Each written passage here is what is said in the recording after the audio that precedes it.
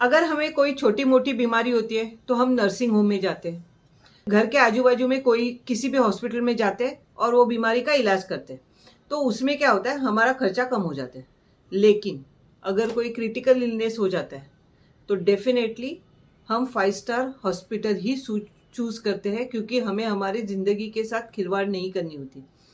होता क्या है कि हम कभी होटल में जाते हैं तो हम 3 स्टार में भी एडजस्ट कर लेते हैं, लेकिन अगर कोई हार्ट की सर्जरी है या कोई क्रिटिकल सर्जरी है तो हमें 5 स्टार हॉस्पिटल ही चाहिए, क्योंकि वहाँ पे हमारा ऑपरेशन अच्छी तरीके से हो सकता है। आप ये भूलना नहीं, 5 स्टार जैसे हॉस्पिटल है वैसे ही उसके खर्चे भी 5 स्टार जैसे ही है। इसीलिए अच्छे कवर के साथ आप आपकी मेडिक्लेम पॉलिसी ज़रूर लें। ऐसे अगर आपके साथ कभी हुआ है तो please comment in the comment section. Video अच्छा लगा तो लाइक, शेयर और सब्सक्राइब करने के लिए भूलना नहीं।